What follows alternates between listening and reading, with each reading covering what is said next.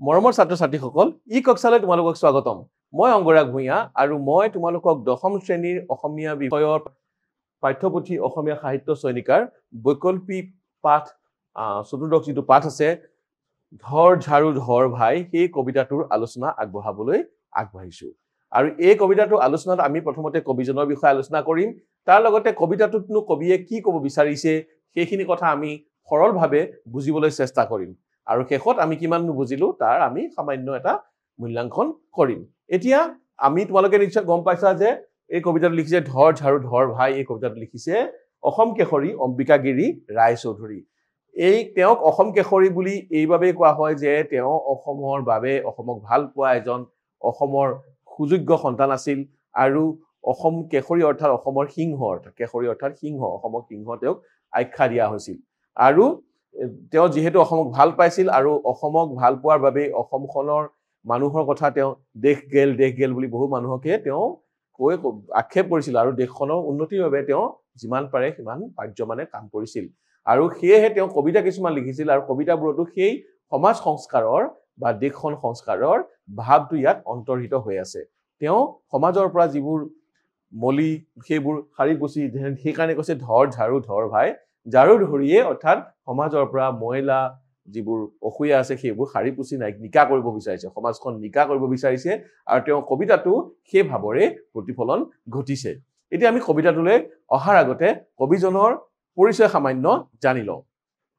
অসম কেশৰী অম্বিকাগিৰি ৰায়চৌধুৰী 20 শতিকাৰ অসমৰ এগৰাকী কবি গীতিকাৰ গায়ক গদ্য লেখক সংবাদসেৱী আলোচনী সম্পাদক আৰু ভাৰতৰ স্বাধীনতা সংগ্ৰামৰ নিষ্ঠাবান সংগ্ৰামী তেওঁৰ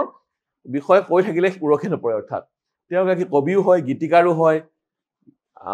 গায়ক আছিল গদ্য লেখক আছিল সংবাদকৰ্মী আছিল আলোচনী সম্পাদক আছিল আৰু ভাৰতৰ স্বাধীনতা সংগ্ৰামতো তেওঁ জপিয়াই পৰিছিল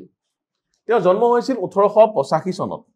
বৰপেটাত তেওঁৰ পিতৃৰ নাম কৃষ্ণৰাম ৰায়চৌধুৰী আৰু মাতৃৰ নাম দেৱকী দেৱী বৰপেটাত প্ৰাথমিক শিক্ষা লাভ কৰি অম্বিকাগিৰিয়ে 1899 চনত গুৱাহাটীলৈ আহে আৰু গুৱাহাটীলৈ আহি তেওঁ গুৱাহাটীত সোণাৰাম হাইস্কুলত ইংৰাজী শিক্ষা গ্ৰহণ কৰে আৰু কিন্তু শিক্ষা তেওঁ আধৰুৱাতে এৰে শিক্ষা তেওঁ সম্পূৰ্ণ নহয় আৰু স্বদেশী আন্দোলন তথা অন্যান্য সামাজিক উন্নয়নমূলক কামত তেওঁ যোগ দিছিল তেওঁ আহি পঢ়া শুনা কৰি তেওঁ কিন্তু পঢ়া শুনা সমাপ্ত নকৰি কি কৰিলে আধৰুৱাকে এৰি তেওঁ স্বদেশী আন্দোলনত যোগদান দিলে আৰু সমাজ সংস্কাৰত তেওঁ ব্ৰতী হৈ পৰিল দেশৰ স্বাধীনতা উদ্ধাৰ হেতু ডেকা ছাত্ৰসকলৰ সৈতে লগ লাগি ইংৰাজী বিৰোধী এনাৰ্কিষ্ট দল গঠন কৰে তেওঁ এটা দলো গঠন কৰে নামটো হৈছে এনাৰ্কিষ্ট দল তাৰ বাহিৰেও অসহযোগ আন্দোলন আদিতো সক্ৰিয়ভাৱে অংশগ্ৰহণ কৰিছিল আৰু এনেবোৰ কাৰণতে তেওঁ কেইবাবাৰো কাৰাবাস খাটিবলগীয়া হৈছিল আৰু যিসকল স্বাধীনতা সংগ্ৰামী আছিল যিসকলে আগভাগ লৈছিল বেছিভাগেই তেওঁলোকে কাৰাবাস খাটিবলগীয়া হৈছিল অৰ্থাৎ তেওঁলোকক জেললৈ পঠিওৱা হৈছিল ব্ৰিটিছ সকলৰ দ্বাৰা স্বাধীনতা সংগ্ৰামত যিসকলে অংশ লৈছিল যিসকল সংগ্ৰামী আছিল তেওঁলোকক শাস্তিমূলকভাৱে দিয়া হৈছিল আৰু অম্বিকাগিৰি ৰায়চৌধুৰীয়েও তেনেদৰে কাৰাবাস গ্ৰহণ কৰিবলগীয়া হৈছিল অসহযোগ আন্দোলনৰ সময়ত কাৰাবাস ভোগা শাস্তিৰ অভিজ্ঞতাৰে তেওঁ শাস্তি পাইছিল আৰু তেওঁ খৰা পোছা কাম দিয়া হৈছিল কাৰাগাৰৰ ভিতৰত তেওঁ কি দিছিল খৰা পোছা কাম দিয়া হৈছিল কিন্তু তাত তেওঁ হতোদ্যম নহল তাত তেওঁ মানুহজন তেওঁ তেতিয়া বেছি উৎসাহেৰে তেওঁ কাম কৰিব ধৰিলে আৰু কিছুমান কবিতা লিখিলে কিছুমান গান লিখিলে যেনে তেওঁ ভাঙিব লাগিব শিল ধৰ ঝাৰু ধৰ ভাই আদি গীত ৰচনা কৰি স্বাধীনতা সংগ্ৰামীসকলক অনুপ্ৰেৰণা যোগাবলৈ চেষ্টা কৰিছিল তেওঁ কি কৰিলে যে তেওঁ খৰা পোছা কাম দিছে চাফা কৰাৰ কাম দিছে জেলৰ ভিতৰখন কাৰাগাৰৰ ভিতৰখন তাত কিন্তু তেওঁ হতোদ্যম হোৱা নাই তাত কি কৰে তেওঁ কামখিনিও নিষ্ঠাৰে কৰিছিল আৰু কৰাৰ লগতে তেওঁ যিখিনি কাম কৰিছিল সেই কামখিনিকে প্ৰতীকী অৰ্থ উলিয়াই সেই কামখিনিৰে সমাজখনৰ যিমানবোৰ ডেকা মানুহ আছিল তেওঁলোকক অনুপ্ৰেৰণা দিছিল যাতে তেওঁলোকেও স্বাধীনতা সংগ্ৰামত বা সমাজ সংস্কাৰৰ কামত লাগি পৰে অম্বিকাগিৰি ৰায়চৌধুৰীয়ে বহু সংখ্যক গীত কবিতা গদ্য নাটক আদি ৰচনা কৰিছিল তেওঁ উল্লেখযোগ্য কবিতা পুথি হ'ল তুমি বিনা অনুভূতি বেদনাৰ উল্কা দেশে ভগৱান আদি এইবোৰ তেওঁৰ উল্লেখযোগ্য কবিতাৰ পুথি আৰু তেখেতে এই কবিতা পুথিবোৰ ৰচনা কৰাৰ উপৰিও অন্যান্য গদ্যও লিখিছিল আৰু তেওঁ কি কৰিছিল এখন আলোচনীৰ সম্পাদকো আছিল তেওঁ চেতনা নামৰ আলোচনীখনৰ সম্পাদক আছিল নামটোতে তেওঁ প্ৰকাশ পাইছে বা তেওঁ যিটো নাম দিছিল সেই নামটোতে তেওঁ প্ৰকাশ কৰিব বিচাৰিছিল যে তেওঁৰ দেশৰ ৰাইজৰ চেতনা জগাব হৈছিল সেই তেওঁৰ আলোচনীখনৰ নামো আছিল চেতনা 1950 চনৰ অসম সাহিত্য সভাৰ মাৰ্ঘেৰিটা অধিৱেশনৰ তেওঁ সভাপতি আছিল মাৰ্ঘেৰিটাত অসম সাহিত্য সভাৰ যি অধিৱেশন হৈছিল বাৰ্ষিক অধিৱেশন হৈছিল তাত তেওঁ সভাপতিৰ পদ অলংকৃত কৰিছিল আৰু 1967 চনত তেওঁৰ মৃত্যু হয় অৰ্থাৎ স্বাধীনতাৰ 20 বছৰৰ পিছত তেওঁ মৃত্যু বৰণ কৰে আৰু এইজনা আলোক যাক এইজনা যে স্বাধীনতা সংগ্ৰামী তথা কবি গায়ক গদ্য লেখক আলোচনী সম্পাদক সমাজ সংস্কাৰক যাক অসমবাসীয়ে নাম দিছে অসম কেশৰী তেওঁৰ এই কবিতা ধৰ ঝাৰু ধৰ ভাই এতিয়া আমি পঢ়ি চাম লগতে আলোচনাও কৰিম এইটো কবিতাটো ধৰ ঝাৰু ধৰ ভাই ধৰ ঝাৰু ধৰ ভাই অৰ্থাৎ এই ভাইসকল ঝাৰু ধৰা আৰু চাবৰ সময় নাই মই বা মাতি দিছো ধৰ ঝাৰু ধৰ ভাই আৰু চাবৰ সময় নাই চাই থাকোতেই মুখত কেৱল ভৰিল কাজল চাই হাতাম পুৰুষৰ আহা সোণৰ চোতাল ঘৰ কত যুগৰ ভুহুৰ পৰি আছে যে পুত খাই কৰিলিতো ইমান দিনে পৰ গোলামী হিনে ঘিনে পূজা দিলি পৰ চৰণত জীৱন ঢালি ধাৰে ঋণে হল এৱে তোৰ সময় হবৰ জাতিৰ ঝাৰুধাৰ যে ভাই হিংসা দেশৰ ভেদাভেদৰ ঘৃণা ঘৃণী স্বাৰ্থভেমৰ কত যে কি মলিমামৰ ভৰি জাতি জীৱন যায় ধৰ ঝাৰু ধৰ ভাই পীৰ বেশেৰে ধৰ ঝাৰু ধৰ জাতিৰ জীৱন কৰ মনোহৰ শাৰী পুচি চুকে কোণে যত যি আছে জাহি যাবৰ নহলে বিশ্বসভাত নহব তোৰ বহাৰ ঠাই এইটোৱে কবিতাটো আৰু এই কবিতাটোত গোটেই কবিতাটো মাতি গলে গম পোৱা যায় তেওঁৰ উদ্দেশ্য কি আছিল তেওঁৰ উদ্দেশ্য আছিল যিসকল দেশৰ ডেকা ভাই আছিল ডেকা বন্ধু আছিল তেওঁলোকক ঝাৰু ধৰিবলৈ কৈছে অৰ্থাৎ তেওঁ ঝাৰু ধৰিছে তেওঁলোকক কৈছে তোমালোকেও ঝাৰু ধৰ কিয় যাতে সমাজৰ যিখিনি মলিনতা আছে সেই মলিনতাখিনি সকলোৱে ধুনীয়াকৈ শাৰী পুচি নিকা কৰিব পাৰে আৰু সমাজৰ মলিনতা বুলি যে কৈছে এইখিনি কেৱল জাবৰ জোথৰৰ কথা কোৱা নাই আমি চকুৰে দেখা জাবৰ জোথৰৰ কথা কোৱা নাই এই জাবৰ জোথৰ মানুহৰ মনৰ জাবৰ জোথৰৰ কথাও কৈছে মানুহৰ মনতো কেতিয়াবা মলিনতা ভৰি থাকে মানুহৰ মনটো কেতিয়াবা জাবৰ জোথৰে ভৰি থাকে সেই মনৰ মলিনতাও তেওঁ ঝাৰু ধৰি শাৰী পুচি নিকা কৰাৰ কথা কৈছে আৰু সেই কাৰণে এই যে ঝাৰু কথা কৈছে সেইডাল কেৱল চকুৰে দেখা ঝাৰুৱে নহয় সেইডাল ঝাৰু আমাৰ মনৰ ঝাৰু কথাও তেওঁ কৈছে এইষাৰ কথা কিন্তু তোমালোকে পৰীক্ষাত লিখিব লাগিব কবিতাটোৰ যদি মূল ভাৱ আহে মূল ভাৱতো তোমালোকে এইষাৰ কথা লিখিব লাগিব যে তেখেতে এই যে ঝাৰুৰ কথা কৈছে সেইটো মনৰ ঝাৰুৰ কথাও কৈছে এইটো এটা প্ৰতীক ধৰ ঝাৰু ধৰ ভাই আৰু চাবৰ সময় নাই আৰু কোনো সময় এতিয়া নাই আৰু চাই থকাৰ সকাম নাই চাই থাকোতে মুখত কেৱল ভৰিত কাজল চাই কৈছে যে আমি চাই থাকোতে আমাৰ মুখত কি ভৰিছে কাজল চাই হৈছে এই চকুত লগোৱা কাজলৰ কথা কোৱা নাই এইটো কলিমা কলংক ঠিক আছে কলিমা কলংক লাগিছে মানে আমাৰ মুখত চাই লাগিছে কয় নহয় শত্ৰুৰ মুখত চাই পৰক বুলি যে এষাৰ কথা থাকে অৰ্থাৎ চাই পৰা মানে কলংক মানে বদনাম হৈছে আমাৰ অপযশ হৈছে আমাৰ মুখত সেয়েহে কৈছে যে চাই থাকোতে আমাৰ মুখত কি ভৰিছে কেৱল ভৰিল কাজল চাই মুখখন গৈ চাই হৈ গৈছে মুখখন ক'লা হৈ গৈছে অপযশেৰে মলিনতাৰে আমাৰ মুখ ক'লা হৈ গৈছে গতিকে আৰু চাবৰ সময় নাই ধৰ ঝাৰু ধৰ ভাই হাতাম পুৰুষৰ মানে 7 পুৰুষৰ 7 জনমৰ আহা সোণৰ চোতাল ঘৰ সঁচাকচি সোণৰ চোতাল ঘৰ বুলি কোৱা নাই সোণৰ চোতাল ঘৰ মানে মানুহৰ ঘৰৰ আগত যিখন চোতাল থাকে সেই চোতালখন যদি সোণৰ হয় কেনেকুৱা হ'ব অৰ্থাৎ আমাৰ যিখন অসমখন আছে সেই অসমখন ইমান সৌন্দৰ্যৰে ভৰা ইমান সম্পদেৰে ভৰা ইমান সম্পত্তিৰে ভৰা সেই সম্পত্তি সেই সৌন্দৰ্যখিনি তেওঁ ৰজিতা খুৱাবলৈ তেওঁ কৈছে যে হাতাম পুৰুষৰ আহা সোণৰ চোতাল ঘৰ কত যুগৰ ভুহুৰ পৰি আছে যে পুত খাই কত যুগৰ ভুহুৰ মানে ভেৰণী মানে যিবোৰ ইটোৰ পিছত সিটো যে তৰপকে হৈ থাকে বোকাৰ নিচিনা যিখিনি জাবৰ হয় কৈছে কত যুগৰ সেই ভুহুৰ যদি পৰি গৈছে পৰি কি হৈছে সেই আমাৰ সোণৰ চোতালখন পুত খাই আছে কৈছে যে আছে যে পুত খাই এইখিনিত কেইবাটাও কথা ক'ব পাৰি অসমৰ যি সম্পদ অসমৰ যি ঐশ্বৰ্য অসমৰ যি গৌৰৱ যি গৰিমা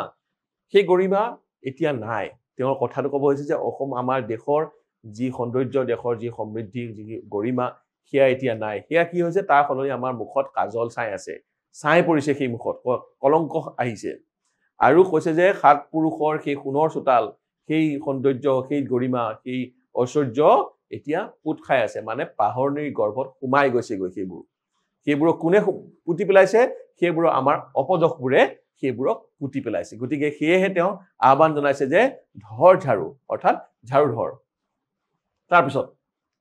কৰিলেতো ইমান দিনে পৰ গোলামী হিনে ঘিনে পূজা দিলি পৰচৰণত জীৱন ঢালি ধাৰে ঋণে কৈছে যে ইমান দিনে কি কৰিলি তই বুলি কৈছে যাক উদ্দেশ্যি কৈছে তহঁতে ইমান দিন কি কৰিলি তহঁতে ইমান দিন পৰৰ গোলামী কৰিলি কাৰ গোলামী গোলামী মানে কাৰোবাৰ তলত ভৃত্য হোৱা কাৰোবাৰ তলত লগোৱা হৈ থকা কৈছে আমি তহঁতে ইমান দিন লগোৱা হৈ আছিলি কাৰ লগোৱা আমাৰ দেশখন যেতিয়া যিহেতু পৰাধীন যিয়ে আমাক পৰাধীন কৰি ৰাখিছে অৰ্থাৎ ইংৰাজ অৰ্থাৎ ব্ৰিটিছসকলৰ আমি গোলামী কৰিছো গতিকে কৈছে যে ইমান দিনেতো গোলামী কৰিলিতো ইমান দিনে পৰ গোলামী হিনে ঘিনে ঘীন ভাৱেৰে বা হীন ভাৱেৰে নিজকে হীন বুলি ভাবি ইমান দিনে গোলামী কৰিলি এটা কি কৰিব লাগে পূজা দিলি পৰচৰণত আনৰ চৰণত পূজা দিলি আনকে পূজা কৰিলি ইমান দিন আনকেই ৰজা সাজিলি আৰু জীৱন ঢালি ধাৰে ঋণে গোটেই জীৱনটো আনৰ বাবে সপি দিলি কাৰ বাবে যিয়ে আমাক পৰাধীন কৰি ৰাখিছে তেওঁলোকৰ গোলামী কৰিলি তেওঁলোকৰ পূজাত আমি কি কৰিলো তেওঁলোকৰ চৰণত পৰিলো আৰু ধাৰে ঋণে তেওঁলোকৰ বাবে আমি প্ৰাণ ঢালি দিলো হল এবে তোৰ সময় হব জাতিৰ ঝাৰুধাৰ যে ভাই কৈছে এতিয়া এইটোৱে সময় এইটো আমাৰ উপযুক্ত সময় আহি পৰিছে আমি জাতিৰ ঝাৰুদাৰ হওঁ অৰ্থাৎ আমি জাতিটো এতিয়া চাফা কৰিম ঝাৰুদাৰৰ কাম কি ঝাৰু মাৰি কি কৰে তেওঁলোকে চাফা কৰে অৰ্থাৎ ইয়াত জাতিৰ যদি ঝাৰুদাৰ হ'ব জাতিৰ যিবোৰ মলিনতা সেই বস্তুবোৰ সাৰি পুচি আঁতৰাই দিব কৈছে যে হিংসা দেশৰ ভেদৰ ঘৃণা ঘৃণী স্বাৰ্থ বেমৰ কত যে কি মলিমামৰ ভৰি জাতিৰ জীৱন যায় কৈছে আমাৰ জাতিটো কিহে কলংক খালিছে হিংসা ইজনে পৰস্পৰৰ প্ৰতি হিংসা দ্বেষ ইজনে সিজনৰ প্ৰতি ঈৰ্ষা ভাৱ ভেদাভেদ ইজনে সিজনক আপোন বুলি ভাবিব নোৱাৰে নিজৰ বুলি ভাবিব নোৱাৰে সকলোকে পৰ বুলি ভাবে লোকক পৰ বুলি ভাবে লোকক হিংসা কৰে ঈৰ্ষা কৰে আৰু কি কৰিছে ঘৃণা ঘৃণী স্বাৰ্থক লৈ মানুহবোৰ জীয়াই আছে ভেম লৈ মানুহ জীয়াই আছে এইবোৰ যে কত মলি মানে সেই লেতেৰা বস্তু এই মামৰ মানে লোহাত যেনেদৰে মামৰ জমা হয় এই বস্তুবোৰে ক্ষতি কৰি আহিছে মামৰে লোহাক ক্ষতি কৰে নকৰে মলিয়ে মানুহক ক্ষতি কৰে নকৰে মানুহক ৰোগীয়া কৰি তোলে কৈছে আমাৰ জাতিটোত কত যুগৰ পৰা এইবোৰ কি হৈ আছে হিংসা আছে দেশ আছে ভেদাভেদ আছে স্বাৰ্থ আছে ঘৃণা ঘৃণী আছে ভেম আছে এই বস্তুবোৰে আমাৰ ইজনে সিজনৰ প্ৰতি থকা বেয়া ভাৱ অলুষতা ঈৰ্ষা দ্বেষ আৰু স্বাৰ্থপৰ মনোভাৱ ভেম ইত্যাদিয়ে আমাৰ জাতিটোৰ এইবোৰ এটা আৱৰ্জনা আমাৰ জাতিটোৰ এইবোৰ মলি আৰু মামৰ আৰু এইবোৰ ভৰি ভৰি আমাৰ জাতিটোৰ আয়ুস টুটি আহিছে আয়ুস কমি আহিছে গতিকে সেয়েহে ঝাৰু ধৰিব লাগে ধৰ ঝাৰু ধৰ ভাই গতিকে ঝাৰু ধৰ ঝাৰুত হাত দে বীৰ বেশেৰে ধৰ ঝাৰু ধৰ আৰু এনেদৰে নহয় ভয় কৰি নহয় সংকোচ কৰি নহয় বা হীন ভাৱ লৈ ঘৃণা ভাৱ লৈ নহয় বীৰ বেশেৰে এজন বীৰৰ দৰে ঝাৰু ধৰিব কৈছে ঝাৰু ধৰোতে বহুতৰ মনত হয়তো ভাবিব মই ঝাৰু ধৰিছো মই চাফা বস্তু নিকা কৰিছো বুলি বহুতৰ শ্ৰমৰ মৰ্যাদা নুবুজি বহুতে তেনেদৰে ভাবিব পাৰে সেয়েহে কৈছে তেওঁ যে আমি যেন ঝাৰু ধৰিম সেইডাল একো অস্ত্ৰ আমাৰ জাতিক উদ্বুদ্ধ কৰাৰ একোপাত অস্ত্ৰ এই ঝাৰুডালো এপাত অস্ত্ৰ হ'ব পাৰে অস্ত্ৰ মানে কেৱল যে তৰোৱাল হ'ব বা ধনুকাৰ হ'ব বা বন্দুক হ'ব তেনেকুৱা নহয় এটা জাতিক ৰক্ষা কৰিবলৈ মানুহে ঝাৰুকো এপাত অস্ত্ৰ হিচাপে ল'ব পাৰে সেয়েহে কৈছে যে বীৰ বেশেৰে ঝাৰু ধৰ অৰ্থাৎ আমি জাতিটোক ৰক্ষা কৰিম জাতিটোক যদি ৰক্ষা কৰোঁ জাতিটোক ৰক্ষা কৰিবলৈ আমাক অস্ত্ৰ লাগিব আৰু কি সেই অস্ত্ৰপাত হৈছে ঝাৰু কাৰণ বেলেগক আক্ৰমণ কৰিবলৈ যোৱাৰ আগতে প্ৰথমতে নিজকে আমি নিকা কৰিব লাগিব আমাক নিজক নিকা কৰিব লাগিব আমাৰ মাজত যিবোৰ হিংসা ভাৱ আছে ভেদাভেদ আছে স্বাৰ্থ ভাৱ আছে ভেম আছে ঈৰ্ষা দ্বেষ এইবোৰ আছে এইবোৰক আমি মচি কাচি নাইকিয়া কৰিব লাগিব আঁতৰাব লাগিব গতিকে কৈছে যে বীৰ বেশেৰে ঝাৰু ধৰ ঝাৰুপাত এপাত অস্ত্ৰ হিচাপে মই আকৌ কৈছো ঝাৰুপাত এপাত অস্ত্ৰ হিচাপে লোৱাৰ কথা কৈছে গতিকে কৈছে যে বীৰ বেশেৰে ঝাৰু ধৰ জাতিৰ জীৱন কৰ মনোহৰ সাৰি পুচি চুকে কোণে যত যি আছে জাহি যাবৰ কৈছে যে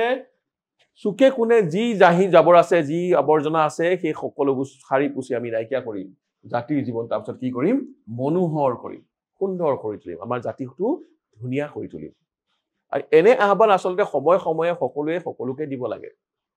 আমাৰ মনৰ মাজত কেতিয়াবা জমা হ'ব পাৰে আৱৰ্জনা আৰু সেই মনৰ মাজত থকা আৱৰ্জনা ইজনে সিজনৰ পৰা আঁতৰ কৰি আনিব পাৰে আমাৰ মাজত ভেদাভেদ আনিব পাৰে আমাৰ মনত স্বাৰ্থভাৱ আনিব পাৰে আমাৰ মনত ভেম আনিব পাৰে লোকৰ প্ৰতি হিংসা লোকৰ প্ৰতি ঈৰ্ষা ঘৃণা এনে ধৰণৰ মনোভাৱৰ জন্ম দিব পাৰে গতিকে সেই ক্ষেত্ৰত আমি কি কৰিব পাৰোঁ বীৰ বেশেৰে যদি ঝাৰু লওঁ অৰ্থাৎ এই ঝাৰুডাল প্ৰতীকী আমি চকুৰে দেখা ঝাৰুডাল লগতে মনৰ ঝাৰুডাল ঝাৰু লৈ এই বস্তুবোৰ এই জাহি জাবৰবোৰ যদি আমি মুচি কাচি নাইকিয়া কৰি দিওঁ তেনেহ'লে আমি নিকা হ'ম আমি নিকা হোৱাৰ লগে লগে দেশ নিকা হ'ব আৰু দেশ নিকা মানে দেশৰ সংস্কাৰ আৰু দেশৰ মৰ্যাদা বাঢ়িব যি কলংক আছিল সেই কলংক মচা যাব শাৰী পুচি চুকে কোণে যত যি আছে জাহি জাবৰ নহ'লে যে বিশ্বসভাত নহ'ব তোৰ বহাৰ ঠাই কিন্তু মনত ৰাখিবি যদি সেইটো নহয় গোটেই বিশ্বসভাত গোটেই বিশ্বৰ আগত কিন্তু চিনাকি দিব নোৱাৰিবি বিশ্বসভাত বহিবলৈ যোগ্য নহবি আমাৰ অসমীয়া জাতি এটা বৃহৎ জাতি আমাৰ দেশ হিচাপেতো কৈছে আমাৰ ভাৰতীয় জাতি ভাৰতৰ দেশ আমি যদি নিজকে মচি কাচি নিকা নকৰোঁ নিজকে যদি নিজৰ মহিমাক যদি পুনৰ আমি আলোকিত কৰি নুতুলো তেনেহ'লে কিন্তু বিশ্বৰ আগত আমি নিজকে চিনাকি দিব নোৱাৰিম বিশ্বৰ আগত আমি আমাৰ পৰিস্থিতি দিবলৈ আমি লাজ কৰিবলগীয়া হ'ব পাৰে সেয়েহে ঝাৰু ধৰিব লাগে বীৰ বেশেৰে ঝাৰু ধৰিব লাগে আৰু আমি নিজকে নিকা কৰিব লাগে ঠিক আছে এইখিনি বুজি পাইছা তোমালোকে এতিয়া আমি কবিতাটোৰ শব্দাৰ্থ কিছুমান চাওঁ কাজল চাই বুলি যে কৈছে এই কাজল মানে কি কলংক কালিমা আৰু এই কালিমা ক'ৰ পৰা আহিছে পৰাধীনতাৰ পৰা পৰাধীনতাকো কৈছে যে আনে যে আমাক দখল কৰিছে আনে যে আমাক স্বাধীনতা কাঢ়ি লৈছে আমাৰ গতিকে সেইটো আমাৰ কাজল চাই তাৰপিছত কৈছে সোণৰ চোতাল সোণটো অতি মূল্যৱান বস্তু আৰু সোণৰ দৰে মূল্যৱান চোতাল এখন যি ঐতিহ্যৰে ভৰপূৰ এইখিনি কথা ইতিমধ্যে আমি কৈছো যে সোণ বহু যিহেতু যেনেদৰে মূল্যৱান তেনেদৰে আমাৰ দেশৰ ঐতিহ্যও তেনেদৰে মূল্যৱান যুগৰ ভুহুৰ সময়ৰ তৰপে তৰপে গোট খাই থকা ভেৰণী এই সময় হৈ যোৱাৰ লগে লগে তোমালোকে দেখিবা কোনোবা ভেৰণী মানে ভেৰ হৈ থকা মানে বোকা এনেকে তৰপে তৰপে জমা হোৱা বোকা কোনোবা পিটনি পুখুৰীত দেখিবা তোমালোকে অৰ্থাৎ বহুদিন ধৰি গোট খাই থকা জাবৰ জোথৰ মলি ইত্যাদি পৰাধীনতাৰ কালিমা কাৰণ যুগে যুগে ধৰি পৰাধীনতাৰ কালিমা আমি সহি আহিবলগীয়া হৈছে সেয়েহে এইবোৰ কি হৈছে যুগৰ ভুহুৰ হৈ পৰিছে এইবোৰক আমি মচিব লাগে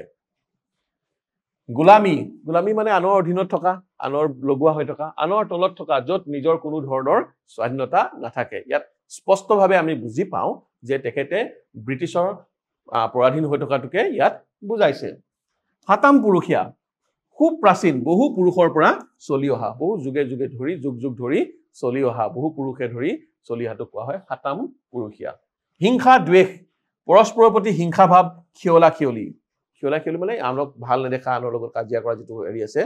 সেইটো হিংসা ভাৱ পৰস্পৰৰ প্ৰতি যদি হিংসা ভাৱ থাকিব আৰু খিয়লা খিয়ল থাকে সেইটোকে কোৱা হয় হিংসা আৰু দ্বেষ চুকে কোণেটো বুজি পাইছা অতি ভিতৰুৱা ঠাইত সকলো ঠাইতে চুকে কোণে অকল চুকত বুলি কোৱা নাই সকলো ঠাইতে য'তে আছে সেইখিনিটো আমি চাফা কৰিমেই যদি কোনোবা চুকত লুকাই আছে কোনোবা ভিতৰুৱা ঠাইত লুকাই আছে যদি কোনোবা কোণত লুকাই আছে সেইবোৰ আমি চাফা কৰিম এতিয়া যিটো আমাৰ সাৰাংশটো এবাৰ আলোচনা কৰি লওঁ যে ঝাৰুৰে ঘৰ সাৰি পুচি ঘৰ চিকুণাই তোলাৰ দৰে মনৰ মাজত থকা মলিবোৰো আমি চাফা কৰিব লাগে পৰস্পৰৰ ভেদাভেদ হিংসা বিদ্বেষ ঘৃণা আদি নাইকিয়া কৰি সকলোৱে একগোট হৈ একত্ৰিত হৈ আমি দেশখনৰ বাবে যুঁজিব লাগে দেশখনৰ হেৰুৱা স্বাধীনতা ঘূৰাই আনি বিশ্বৰ দৰবাৰত এখন উচ্চ স্থান অধিকাৰ কৰিবলৈ কবিয়ে সকলোকে আহ্বান জনাইছে কৈছে যে বিশ্ব দৰবাৰত এক উচ্চ স্থান ল'বৰ বাবে আমি প্ৰথমতে নিজৰ মাজত থকা মলিনতাখিনি মুচিব লাগিব আৰু এই মলিনতাবোৰ হৈছে হিংসা বিদ্বেষ ভেদাভেদ ঘৃণা এই সকলোবোৰ আমি যেতিয়া মুচি কাচি নাইকিয়া কৰিম আমি নিজৰ মাজত যেতিয়া এইবোৰ মলিনতা নাইকিয়া কৰি একত্ৰিত হ'ম তেতিয়া আমি দেশৰ হকে যুঁজি দেশক আমি বিশ্ব দৰবাৰত আমি অধিষ্ঠিত কৰাব পাৰিম কবিতাটো দেশ পৰাধীন হৈ থকা সময়ত কবিয়ে আন্দোলন কৰি সশ্ৰম কাৰাদণ্ড খাটি থকাৰ সময়ত ৰচনা কৰা সেয়াই তেওঁ যেতিয়া কাৰাবাস খাটি আছিল কাৰাবাস খাটি থাকোঁতে তেওঁ সশ্ৰম কাৰাদণ্ড আছিল অৰ্থাৎ কাৰাবাস থাকোঁতে তেওঁ কাম কৰিবলগীয়া হৈছিল আৰু এনেধৰণৰ সৰাপোচা কাম তেওঁক যেতিয়া দিছিল তেতিয়া তেওঁ আনকো অনুপ্ৰেৰণা যোগাবলৈ এই কবিতাটি লিখিছিল এতিয়া আমি কবিতাটো কিমান বুজি পালো বা কবিতাটো যে আলোচনা কৰাৰ পিছত আমাৰ কিমানখিনি মনত ৰল সেইখিনি কথা আমি এতিয়া আলোচনা কৰিম প্ৰথম প্ৰশ্নটো চোৱা অম্বিকাগিৰি ৰায়চৌধুৰীক অসমবাসীয়ে কি আখ্যা দিছিল বা অম্বিকাগিৰি ৰায়চৌধুৰীক কি আখ্যা দিয়া হৈছিল তেওঁক আমি কি নামেৰে জানো তেওঁক আমি মনত থাকিব নহয় অসম